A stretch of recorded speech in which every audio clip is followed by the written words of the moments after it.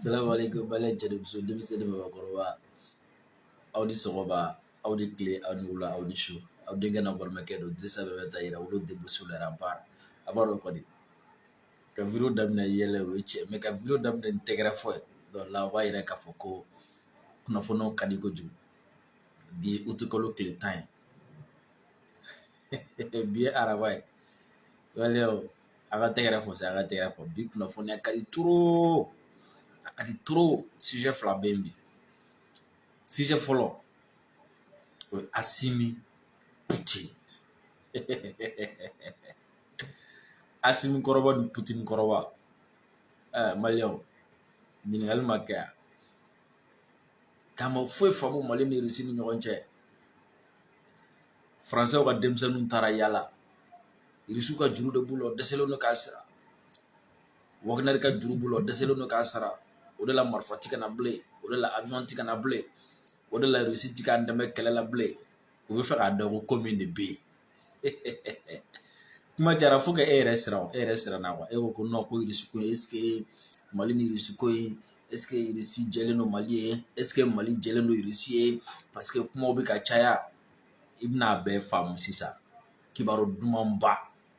Mali ni Russie ko la kibaru dumanba Mali ni Russie ko la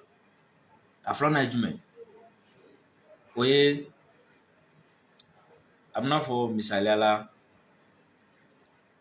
mɔgɔ min ni glacière dalen b'a kun ka yala a bɛ ka ji ɲini ka min mais alors qu'en réalité a ka glacière falen don ji la mais ale yɛrɛ bɛ ka ji ɲini ka min a minɔgɔtɔ bɛ ka ji ɲini ka min fo k'a to yala la ale ni dɔ bɛnna o fana bɛ ka glacière min b'ale kun minɔgɔ bɛ o tigi la dɛ mais glacière min bɛ ale kun o tigi minɔgɔtɔ bɛ k'ale n'a ka glacière ɲini pour que k'a min mais ale yɛrɛ glacière in b'ale kun minɔgɔ b'ale la a t'a dɔn k'a bɛ se k'a min a yɛrɛ ka ji la Américain ka secrétaire d'État n'o ye Anthony Blinken ye wa secrétaire d'État a bɛna fɔ ka ministre des affaires étrangères c'est Américain fɛ yen nɔ olu ka système kɛcogo la a bɛna fɔ mɔgɔba don u fɛ yen quoi o de ye kuma dɔ fɔ ka ɲɛsin farafinna ma farafinden bɛɛ kan ka nin lamɛn nin kan ka farafinden bɛɛ miiri janya nin kan ka to farafin fɛn fɛn bɛ Faransi min bɛ Amérique min bɛ Chine min bɛ Angleterre min bɛ hali fan wɛrɛw fɛ nin kan ka to farafinden bɛɛ ka Marcus Garvey ta ɲɔgɔn kɛ nin waati na o ye jumɛn ye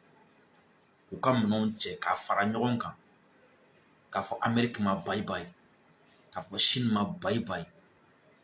k'a fɔ Faransi ma bye bye k'a fɔ Angleterre ma bye bye k'a fɔ Espagne ma bye bye k'a fɔ Allemagne ma bye bye ka sigi ka na u sigi farafinna ka fara ɲɔgɔn kan ka tubabu gɛn ka bɔ farafinna an yɛrɛ ka farafinna tɔnɔ Anthony Blinken ka nin kuma in farafin bɛɛ kan k'a lamɛn ka nin baara de kɛ minnu bɛ kɔ kan ani minnu bɛ kɔ kan u bɛɛ kan bolo di ɲɔgɔn ma parce que n'i sɔmina k'a fɔ n ye misaliya min di aw ma ko glacière min bɛ kun ji de b'a la ko diɲɛ bɛɛ bɛ k'o glacière de ɲini pour que ka ji sɔrɔ k'a min mais minɔgɔ bɛ la a bɛ kunna ka yala n'a ye k'e bɛ taa ji ɲini n'i sɔmina k'a fɔ ko diɲɛ bɛɛ mago bɛ i ka ji de la segin ka na n'i ka glacière i ka so i k'a dayɛlɛ i k'a min i fɛrɛ ma i ni denw Anthony Blinken ka nin kuma ye yɛlɛma hɔrɔnya kɛlɛ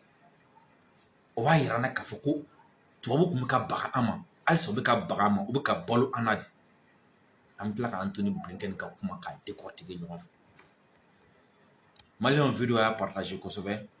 foli ni tanu ni ka ɲɛsin aw bɛɛ lajɛlen ma an b'an ka karamɔgɔkɛ fo n'o ye Cherif Tianga Haidara ye k'a fɔ ye ka segin k'a fɔ ye tuguni ko adamaden jugu fɔlɔfɔlɔ ye bana ye adamaden jugu fɔlɔfɔlɔ ye bana ye surtout cɛ a jugu fɔlɔfɔlɔ a teriw tɛ ani minnu bɛ kɛlɛ la ayi cɛ jugu fɔlɔfɔlɔ o ye bana ye bana min bɛ se ka dankari a ka cɛya la n'o degun bɛ mɔgɔ min kan a ye Cherif Tianga Haidara a y'a wele Ala y'a furakɛli nɔgɔya a ye n bɛ n sinsin nin kan kosɛbɛ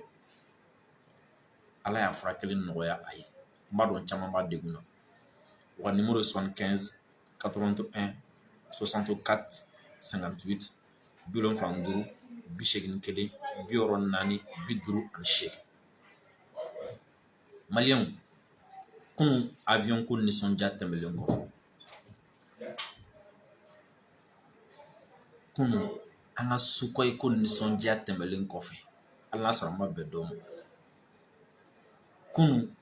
an ka Albatros nisɔndiya tɛmɛlen kɔfɛ an n'an ka MU nisɔndiya tɛmɛlen kɔfɛ an n'an ka avion de transport nisɔndiya tɛmɛlen kɔfɛ kunu an ka radaru sɔrɔli nisɔndiya tɛmɛlen kɔfɛ a tɛ tɛmɛ miniti 30 ɲɔgɔn kan fɛn min an ka président ye Assimi Goïta, Assimi le libérateur, Assimi le panafricain, Assimi l'homme fort, Assimi le digne descendant de Sunjata, digne descendant de Beba, digne descendant de Samori, digne descendant de Tcheba, digne descendant de Alpha Yaya, digne descendant de Firoul, digne descendant de Sékou Amadou, digne descendant de Balobo, digne descendant de Alpha Silamaga, digne descendant de Boubou Ardo Gallo, digne descendant de Damozon, digne descendant de Kore Douba, digne descendant de Bakary Dia,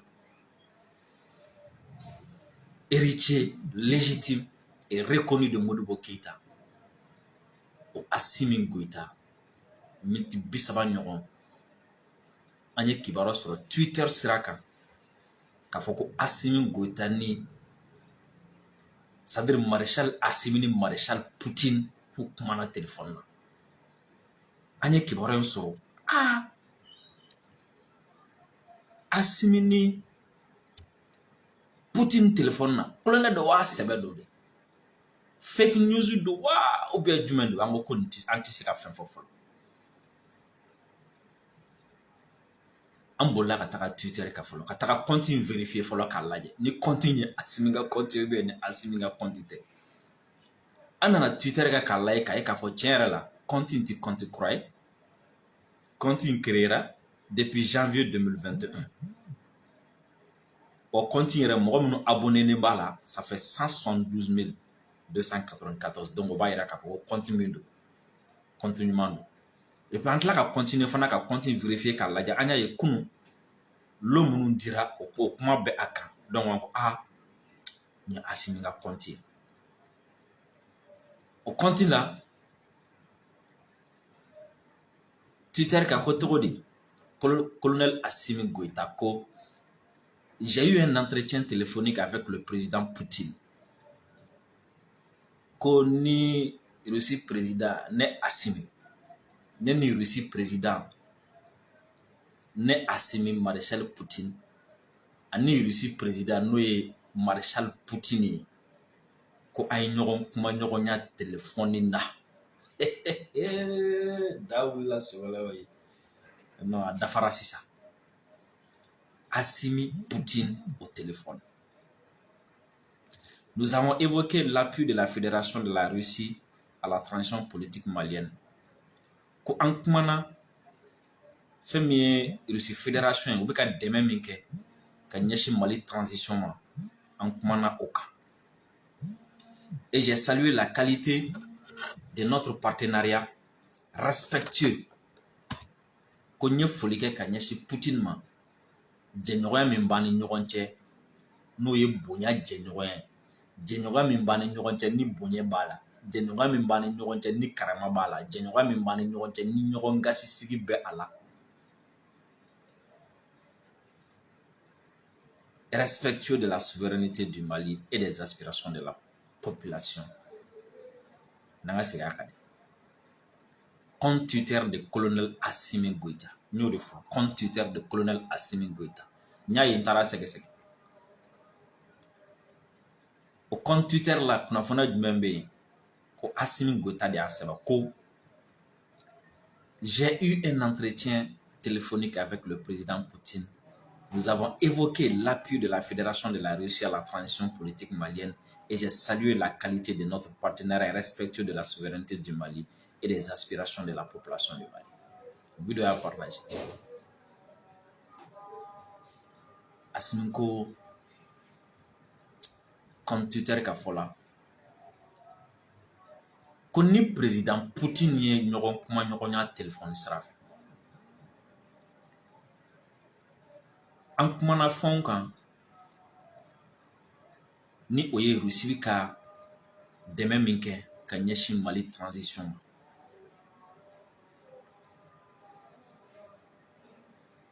wa n ye foli kɛ ka taga Poutine yɔrɔ ka ɲɛsin Poutine ma dɛmɛ in a kɛcogo ɲuman na ni mɔgɔ ye ɲuman kɛ i b'a fo don Faransi san 10 bɔ sen ka bɔ n bolo kan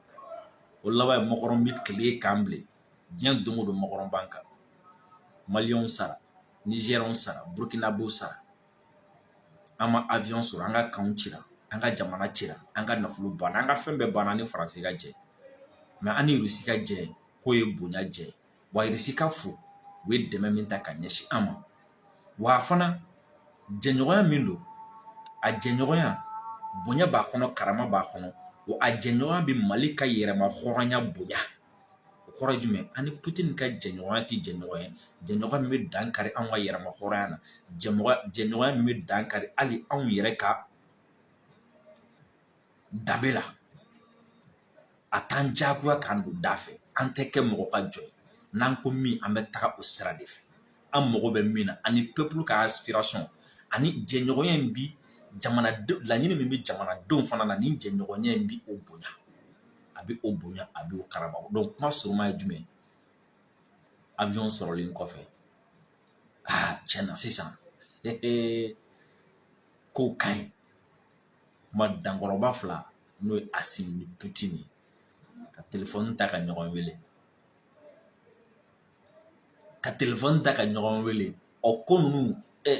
bɛɛ lajɛlen kɔni b'a dɔn kɔni président fila ka ɲɔgɔn ye la nin tɛ se ka ko kuma bɛɛ dɛ aso i m'a tɔ fɔ an ye o an b'a dɔn a tɔ bɛ yen mais a tɔ to yen komi i yɛrɛ y'an dege min na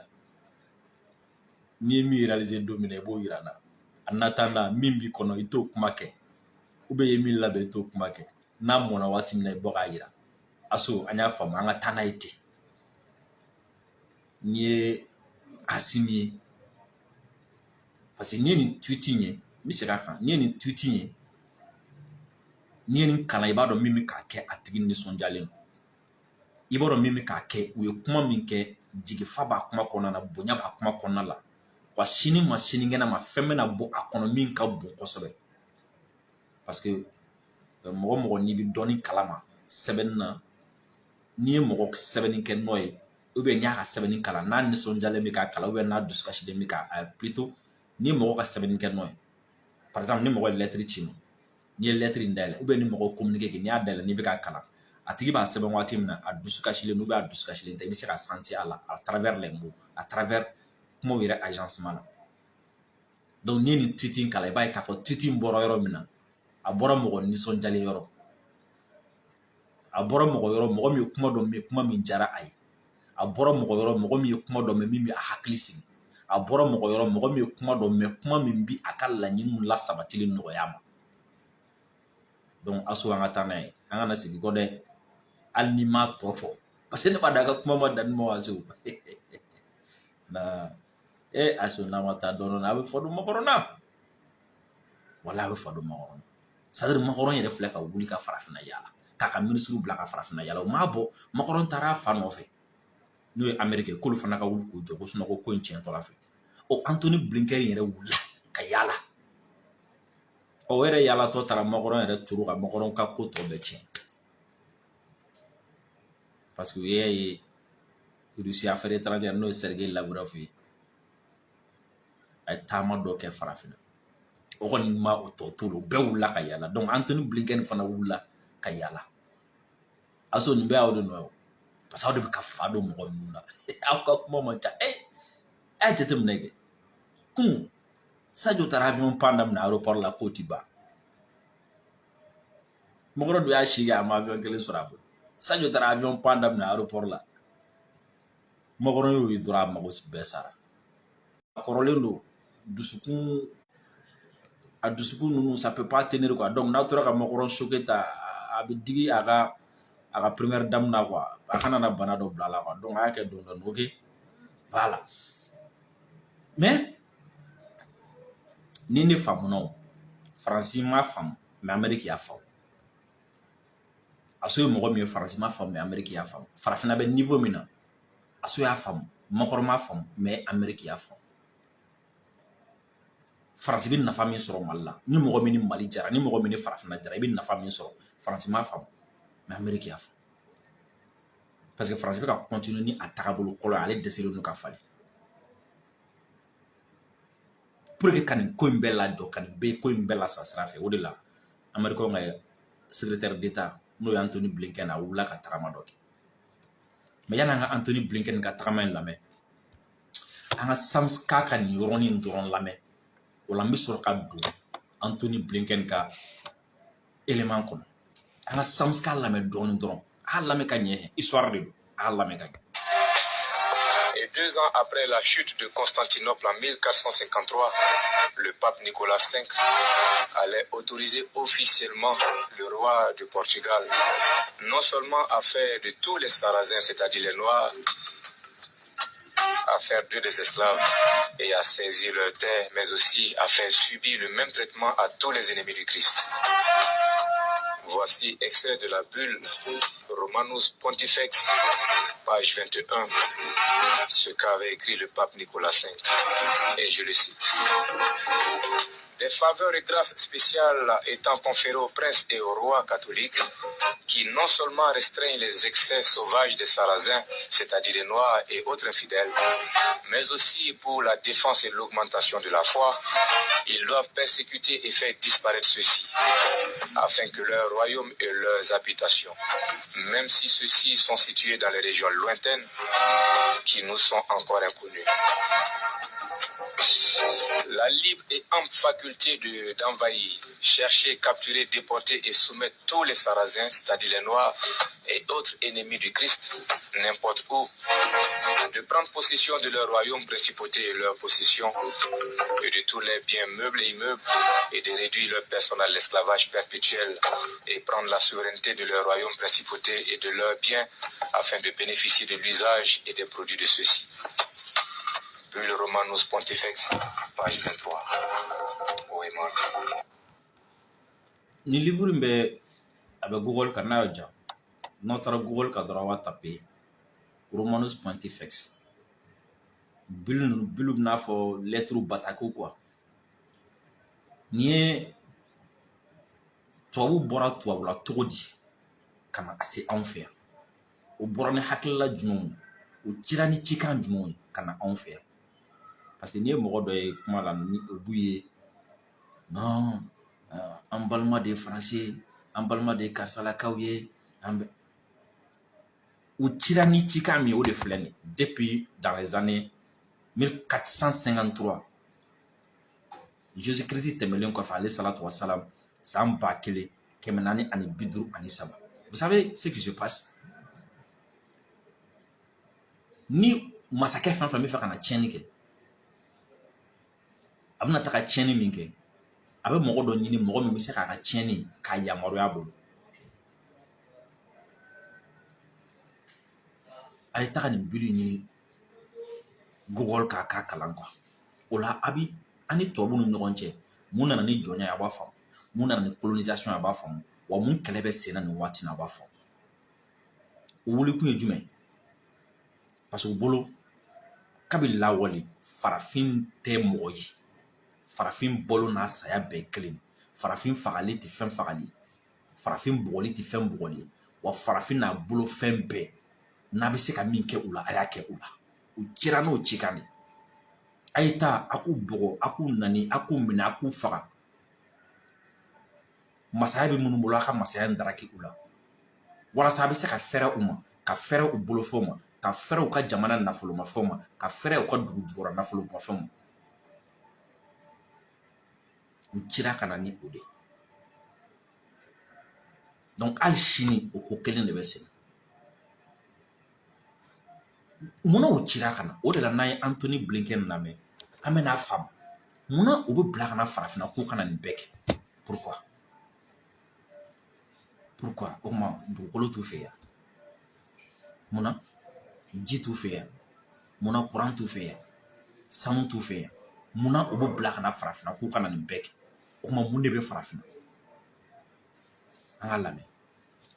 Anthony Blinken yɛrɛ da ye min fɔ. Nin fɔra kunun sɔgɔmada fɛ. A yɛrɛ da ye min fɔ an ka lamɛn.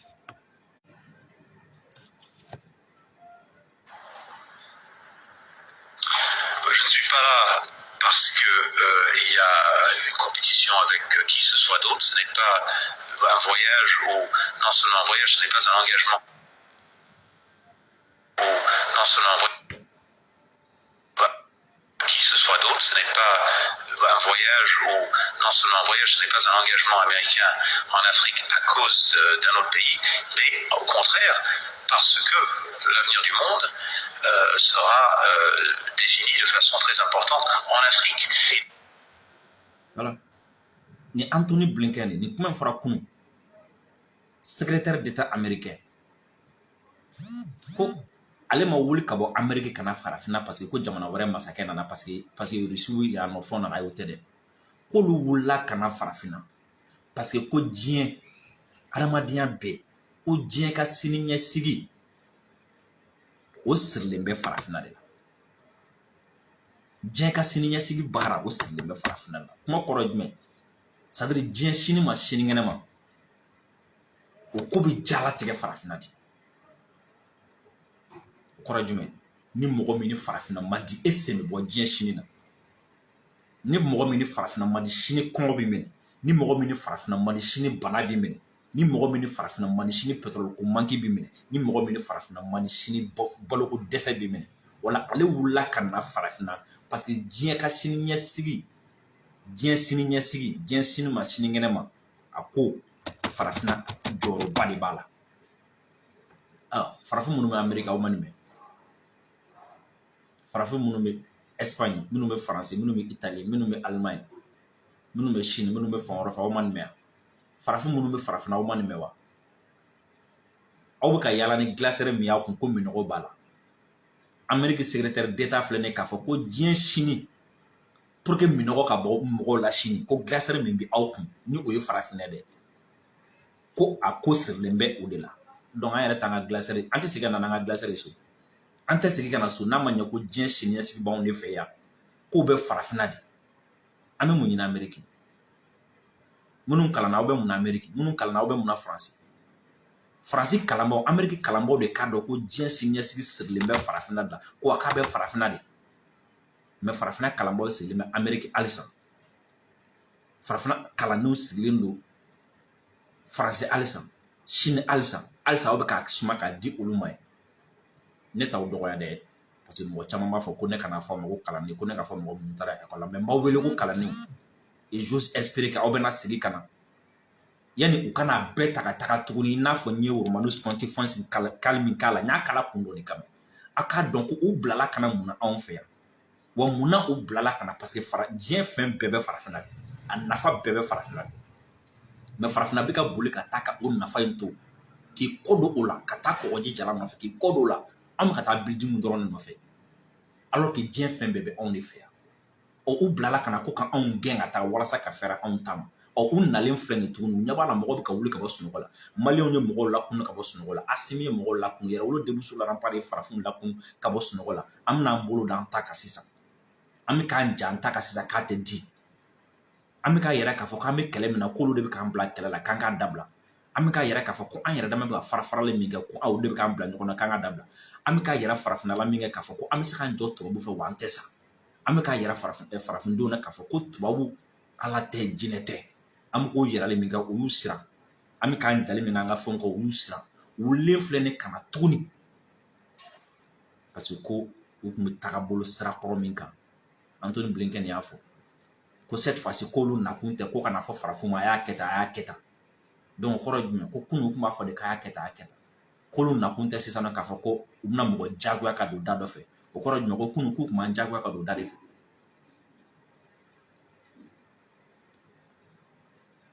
Mais i bɛ nin bɛɛ ye bɛɛ la i bɛ farafin dɔ i bɛ maliyɛn dɔ ye ka taga émission sigi. Hey Faransi, hey hey hey hey. Attends, nyele. Anta nyele.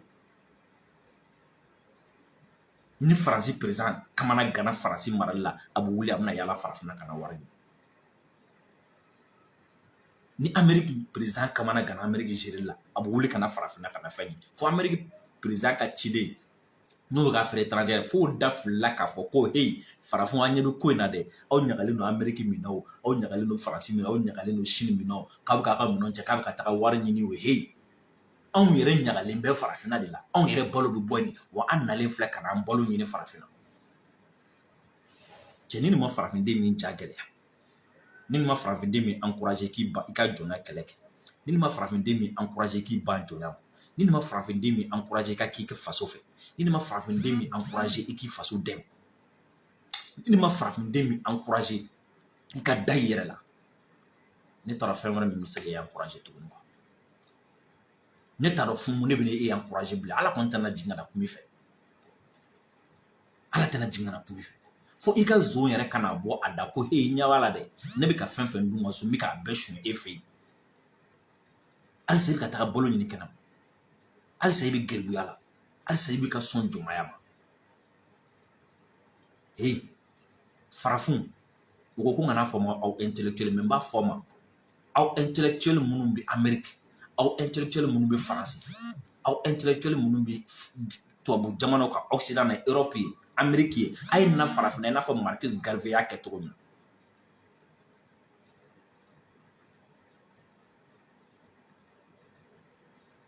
a ye na parce que n'aw kalanna aw kan k'a dɔn Anthony Blinken min filɛ nin ye ka na fɔ ko diɲɛ siniɲɛsigi bɛ farafina de o kalannen tɛ aw ye o min ye dunan ye o kalanna yɔrɔ min na o kalanna ye aw bɛ Amérique ye aw bɛ ka Harvard kɛ